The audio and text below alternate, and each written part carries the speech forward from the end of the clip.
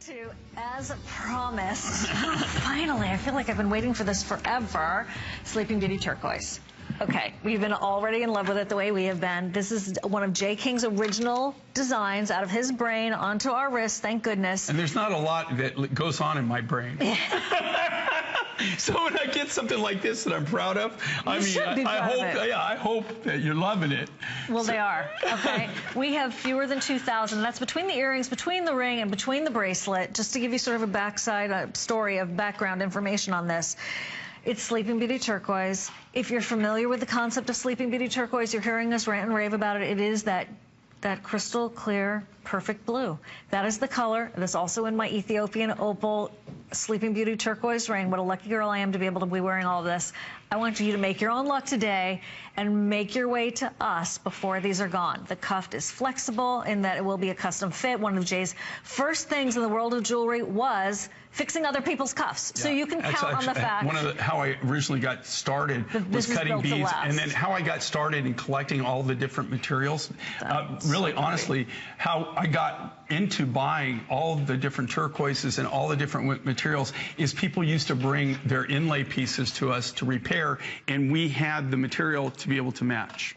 So that, that was kind of like one of my niche. That was a good way to get started. Niche businesses. Yeah, it was one of the things that we used to specialize in. I have to tell you, okay, I drew these out. This is Sleeping Beauty out of my personal stash, okay? Sleeping Beauty is like liquid gold. The material right now is through the roof. It started this whole crazy phenomena. It's responsible for what's going on in the turquoise market right now. I've never, ever experienced anything like this. In over 35 years of buying turquoise and being in the turquoise industry, I have never seen anything like what's going on right now. If you want Sleeping Beauty for your collection, you might want to think about it. Now, I've got a little bit left. We're going to do a few more designs and a few more things, but I burned through a lot of material doing this, but I really wanted to make a statement, okay? These are all hand done, okay? This is all the natural color of this Sleeping Beauty. You can see it's got light, medium, and dark blue. I'll show it to you. Notice how clear this material is, and this was known worldwide. There are whole families. You've even met a couple of them here on HSN. Monty, who actually owns the mine, has been on air with I want him back. With us, with Marty and I, has come on when the Sleeping Beauty mine was still functioning. It's been closed for over 5 years now. I think in April, I think it's been 5 years. It's funny how time flies. What happened with Sleeping Beauty, though, you have to understand, there are families, first, second, and third generation families, that their entire life was Sleeping Beauty turquoise. Not mining it, processing and selling it. In Vero Beach, I'll just give you a perfect example. When I first moved to Vero Beach over 12 years ago, I went down on Indian River Boulevard, and they have a lot of the really fancy jewelry stores and stuff like that. Because the area is, that particular area, there's a lot of wealth, right? I walked in, and there was a 8mm, 20-inch Sleeping Beauty turquoise necklace, and I was just so amazed that in this shop where they got amazing jewels and gold and platinum, and here they have this whole showcase with Sleeping Beauty. And the necklace, and I said, is that Sleeping Beauty? He goes, well, yes, how did you know that? And I said, well, I'm in the turquoise business, and I looked at everything, $20,000. $20,000. I didn't want to say anything. I was going to say, like, are you out of your mind? It's what I wanted to say.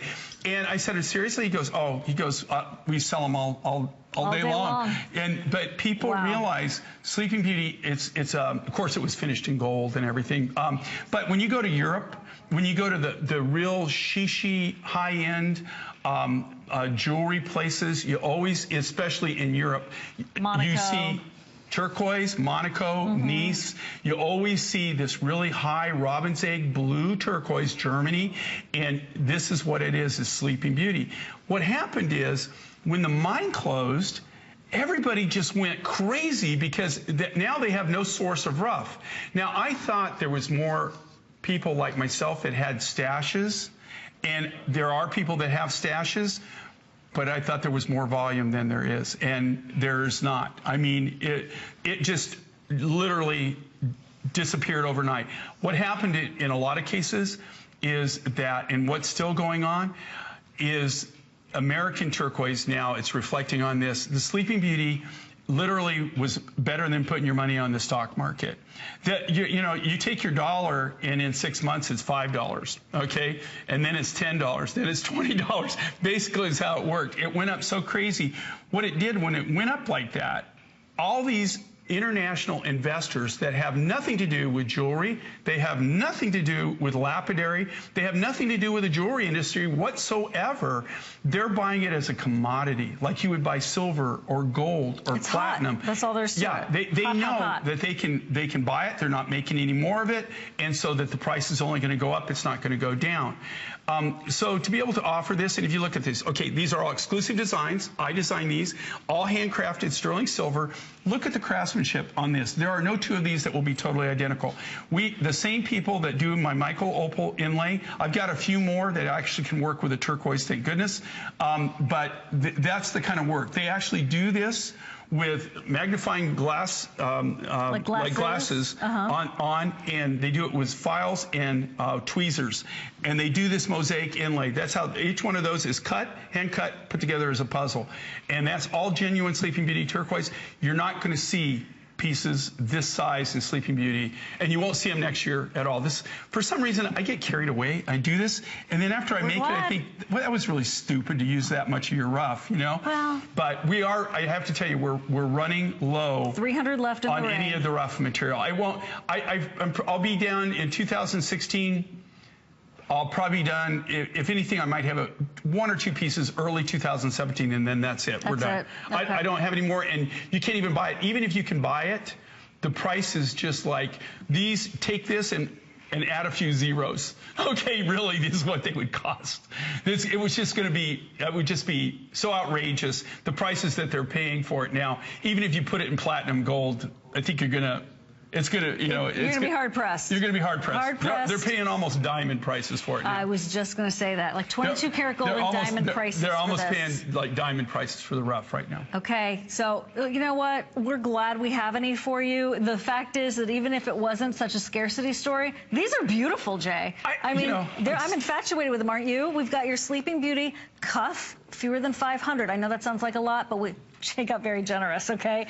He's already regretting that he even did this for us, but we're glad he did. So we just have a couple of hundred now and there, and then limited, I'm checking my numbers out, getting limited on these earrings too. These are a good size. This is a really great earring that you're going to be able to wear all the time. Okay, you see when she, look at this. They really show up nicely. Okay, this isn't something that's just some little teeny piece, okay? This is a good size. And here again, we used a lot of our rough material to be able to do this. And here again, this material was purchased 14 years ago. 14 years ago. It's set in a hanger in 5-gallon paint buckets with a tarp over it. It had a ½ inch of dust on it when I went to finally go get it. I want to go explore those plane hangers. That sounds like a good time. I got too many hidey holes, man. I got to condense. And so you start to forget where you put it. Actually, I do. Yeah. Quite honestly, sometimes I do. Yeah. Well, that's okay. It's discovering it all over again for the first time.